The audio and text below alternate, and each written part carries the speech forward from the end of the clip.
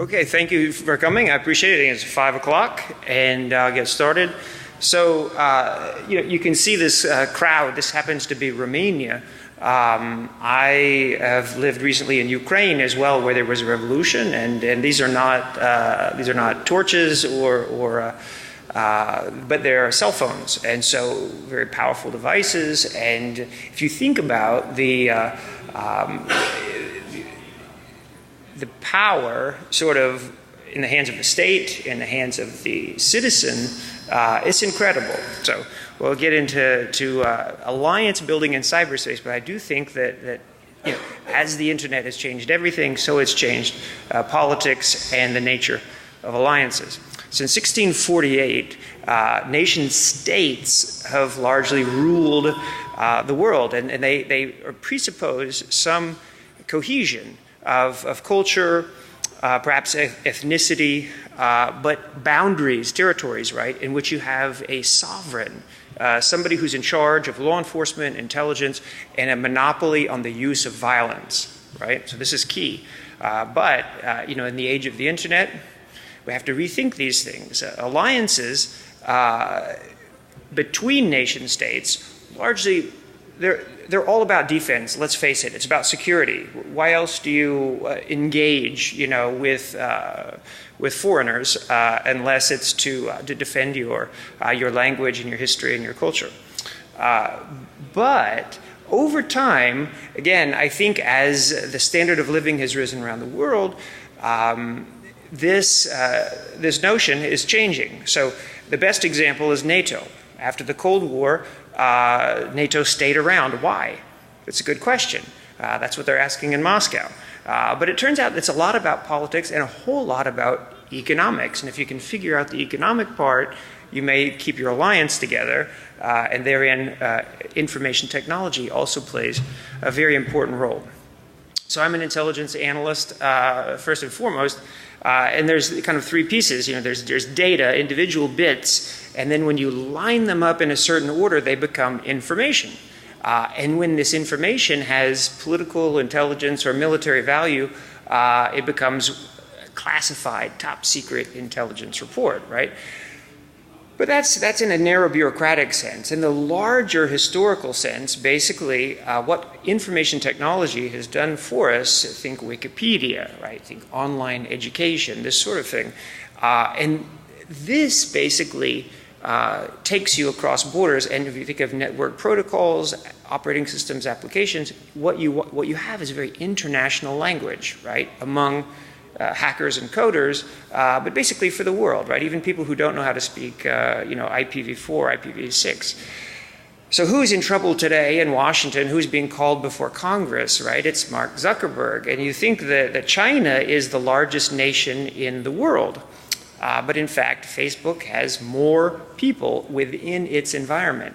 And you can look at that one of a couple of ways, but don't underestimate, obviously, the power of Facebook to even direct its users. And as we've seen now, Mark Zuckerberg saying, I had no idea what was happening within our environment. So because we have IT, because we still have nations, we have something called cyber war. There was a thing called the Revolution in Military Affairs that was seen over the years, but most clearly, I think, let's say in Desert Storm in 1991, when basically you had a digital army against a non-digital army, and it didn't go well, right, for the non-digital forces. That doesn't mean that the occupation went well. It just means that in military combat, networking capability and the ability to communicate quickly and in a teamwork fashion is very, very important. So now we have SCADA, which basically, is the management of critical infrastructure, and this also is very key, as we see both with, electricity in Ukraine, nuclear management in Iran, as well as the U.S. election. All of these things could be called critical infrastructure, and they all rely on the proper functioning of computers, which is really up in the air. If you have a focused, red team against a particular target, they will tell you that give me enough time and resources, and I'll get in. So now we have social, which is a lot different. I responded for the US both in Estonia in 2007 and 7 years later in Ukraine. And I can tell you that the difference is immense between those two cases of cyber war, right? One is, it was fairly simple. The other one is widespread, diverse, and difficult to understand. We have to remember that this, whatever we're calling cyber war here, is basically age-old problems. This is pre-internet, but Joseph Stalin had a photo that he loved of himself. He changed it no fewer than 4 times, right, to edit out people that had been killed, right, and disappeared and erased from history. This should remind us, especially in the age of computers, what we see on the screen is not necessarily what's in reality. And malware kind of gives us a good example of that, because you have propagation, right? It's kind of in a layers of a Russian nested doll. But inside, you can have a payload that is quite different, right? Gets on your network, you're not quite sure what it's doing, but especially in an era when you can re-weaponize malware, right? You steal it, you replace the C2 infrastructure, or you replace the payload, and that's a nice, perhaps false flag operation, but it also gives you a paired exploit and vulnerability that you can use within your own context. So there's a lot of strategic impact to all this. And I think just imagine you're in a role of a president or a general. It's arms control that we had with chemical weapons, with biological weapons, with nuclear weapons. It's something you can count, something you can prohibit, define. Well, cyber is very, very hard to define what a cyber weapon is. And hackers are good at taking whatever you give them. And as I said, the difference between Ukraine or Estonia and Ukraine is incredible. In Ukraine, we have examples of attacks in politics and diplomacy and military and business and social media and critical infrastructure. And so, and they all look a little bit different. So what are you going to prohibit exactly? So below that is a whole range of things, including, the attribution question. Fog of war is very important because most of cyber war takes place in peacetime, right? And so that creates a challenge for you being on a network, protecting it. You have to think that somebody is doing what is called a preparation of the battle space within, because once the conflict starts, the hackers already need to be there, right? And so if you're on a network that is important from a national security perspective, you will see a lot of this in peacetime. So digital diplomacy is one of the things I want you to think about here is how much within the national security environment is personal, right? And so I read a lot on leadership and on intelligence, CIA, KGB, etc. And it's so funny how often these people, they don't know any more than you or I do, right? They're just as dumb, right? Trying to make decisions in a very uncertain environment. For example, in the US election, you might have heard of this thing called the October surprise, right? We have our election in November, and all politicians are terrified of what's called an October surprise. Well, in our previous election in 2016, there was about 50 or so. And the book I just finished this week said that literally the Democrats wanted to replace Hillary Clinton before the election because she was under so much stress. You might remember at one campaign rally, she collapsed, right? Everyone was basically hoping that the last October surprise would be on the opposite side. But this is the age we're living in, when everything happens very, very quickly. The tweet, right, from the leader. And this touches on all those questions from attribution to fog of war and misunderstanding. You have the President of the United States saying, it could have been Russia, China, or anyone else, right? It's a recent tweet. But when you analyze a lot of network traffic, you find, the very next 2 days later, right, Russian bots spreading false information. And I don't want to pick on any one country, but like I teach a class in Ukraine at the university. Whenever I ask my students, do you see within your own information space and social media, do you see reflection of cyber war? Every hand goes up. Admittedly, Ukraine is at war, but still, I think this is more the rule than the exception today. So we have to start thinking in terms of this international environment in which other players are always going to be trying to influence us for some political goal. It's so bad, in fact, the high-speed environment in the national security space, that the president and the secretary of state can't keep up with each other and they can't communicate, right? So here we have, the US government printing out Trump's tweets from 6 a.m. to try and figure out what to do during the day, because that's how he is communicating today. And so, well, as you know, Tillerson was recently fired. If you haven't read this or seen this video, it's about a 16-minute show on Vice News, and it is so worth your time. It's on open source intelligence related to the Ukraine conflict. And one of the reporters basically follows on social media all of the Russian soldiers who have invaded Ukraine, right? And the government says, no, we're not in Ukraine. But basically all the soldiers via social media are saying, here I am having coffee out in the field, and there is a geotag on the photo.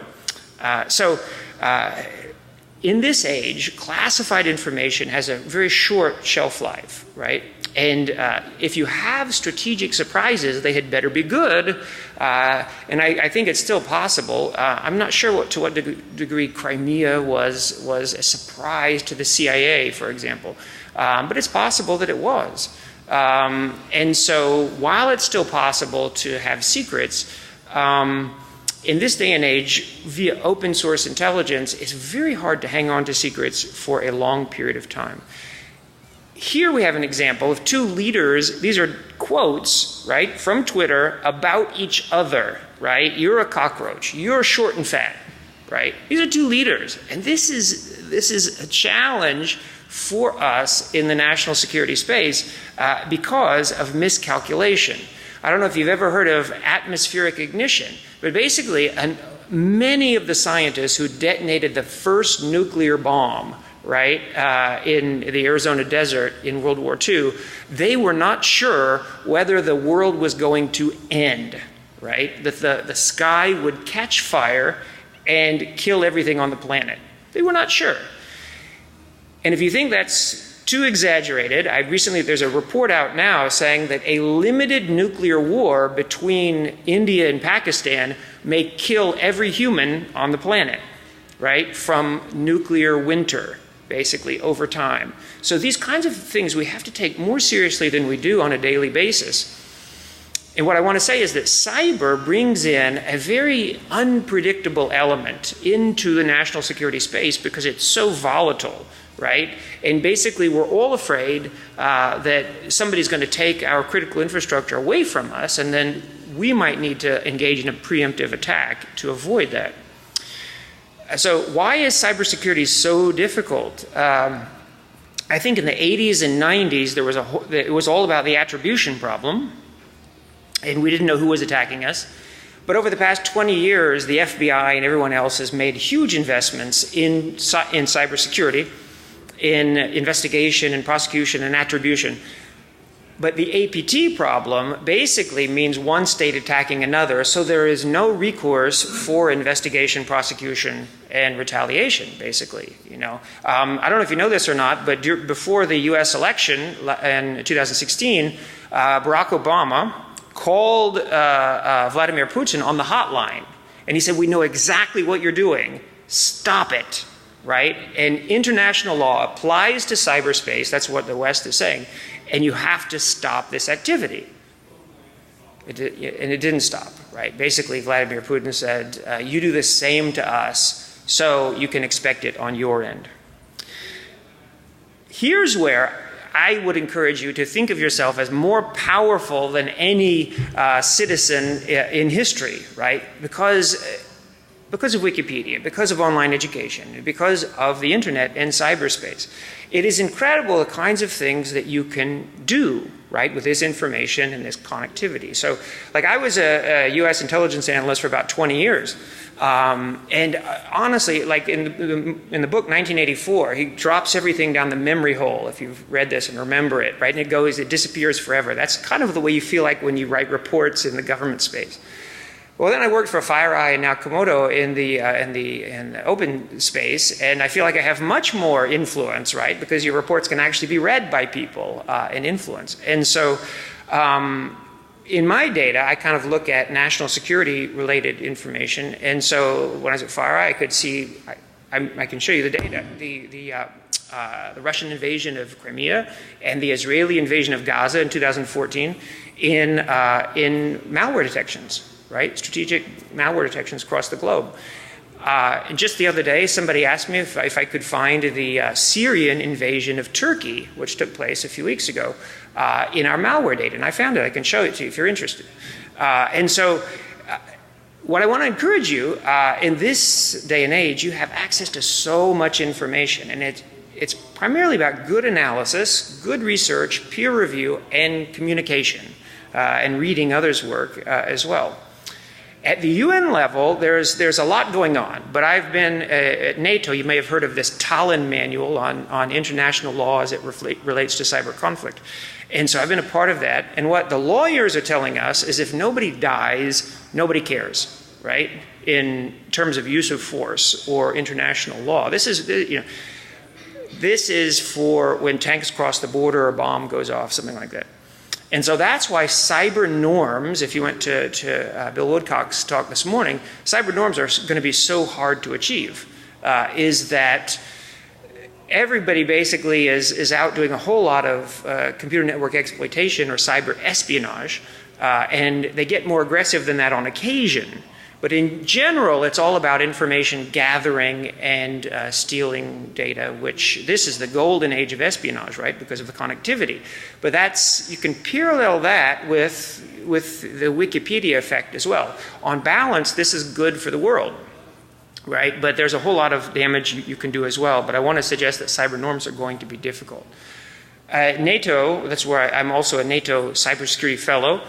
We push out a whole lot of training, education, and awareness. And I do think this is very important. But this I'm not a musician, but I am a fan of the rock band Van Halen. And this is Eruption, right? It looks fairly simple to play, but actually these few bars actually changed the entire purpose almost of the guitar in the 1980s and invented new guitars and new ways to use them. And so what I want to suggest here is that certifications are great and being able to, code hello world is nice. Mastering the stuff is very difficult. And even if you do have a genius or two on staff, it's still going to take a huge team effort. But that's also when you know that you're dealing with APTs, right, which are intelligence bureaucracies. If they're coming at you from different angles over time, right, then you can sense that team mission-oriented effort. So what's happening today in this space to pay attention to, right, as far as reaching out and furthering your own efforts to secure your enterprise, your country, and your alliance. I would say that the Cybercrime Convention, the Budapest Convention at the European Union is still what to look for in terms of a model, in terms of legislation on cybersecurity. And then I've done work as well for the OSCE, which is the Organization for Security and Cooperation in Europe, which basically covers almost the whole northern hemisphere. And we have written 16 confidence building measures. And each one of them, I think, has the word voluntary in it. So this is still at a nascent stage. But basically, it's all about, I would say, communication and transparency, right?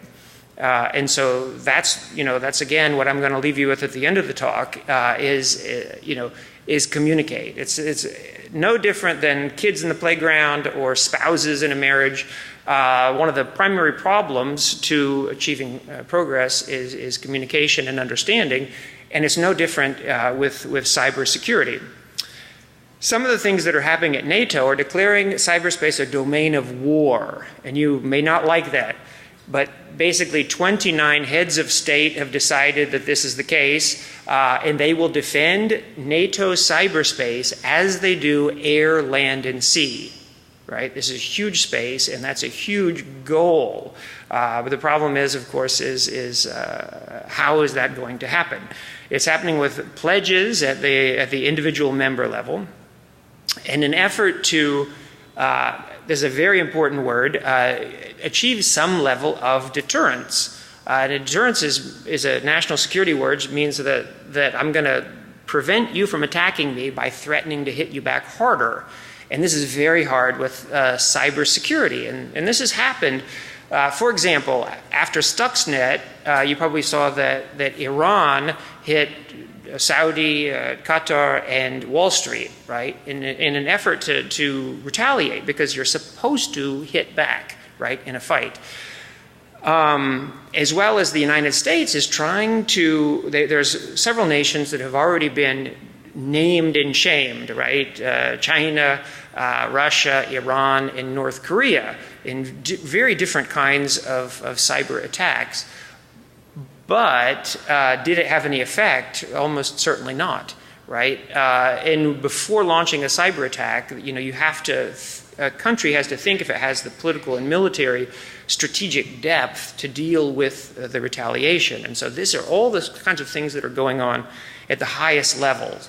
And with Estonia and Ukraine, you could easily say that the Russians are experimenting with cyber war here. How far can they go? What can the opponent see? What were the consequences, etc. So the Shanghai group, they have their own, and it's even older than what NATO is doing, their own effort to articulate international cybersecurity. And most recently in 2015, it's called the Code of Conduct, which basically means don't, interfere in our affairs. And our own space is not just cyber, but the Russians in particular have long said that cyber is only a small part.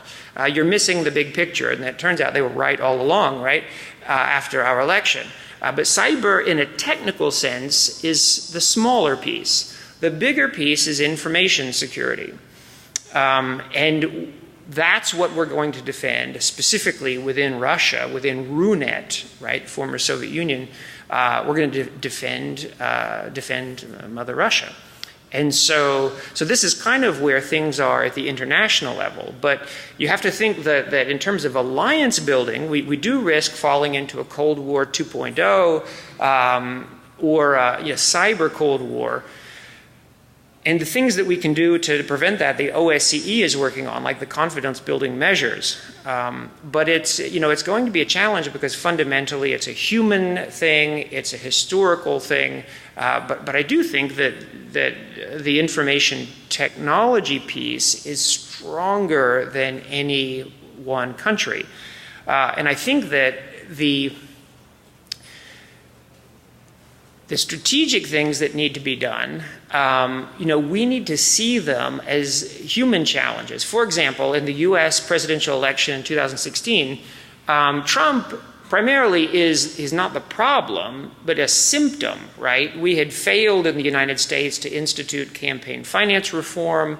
We had failed to institute term limits in Congress, that sort of thing. And so then you wind up with a political system that is out of date and broken.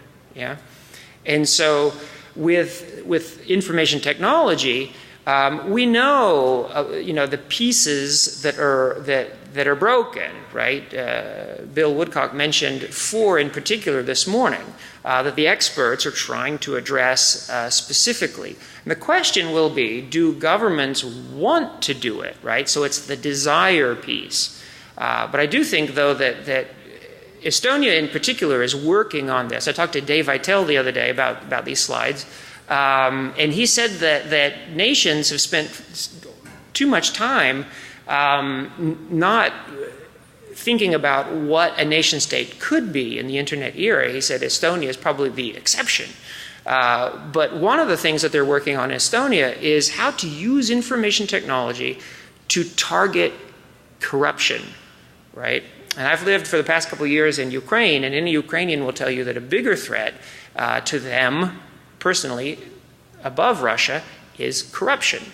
And so with IT, I think we have an opportunity, right? IT is good for surveillance, it's good for Wikipedia, But another thing that it's good at, and the Estonians are working on this, is to target corruption. So if you make transparent and public more elements of tax collection, of budgets, of legislation, salaries and payments, if you make that more public and visible, then you can chip away, in fact, at what is such a big problem in terms of governance around the world and historically, which is corruption. And so that's my presentation. Thank you very much, and I appreciate your time. And feel free to get in touch with me if you are interested in these same topics. Thanks.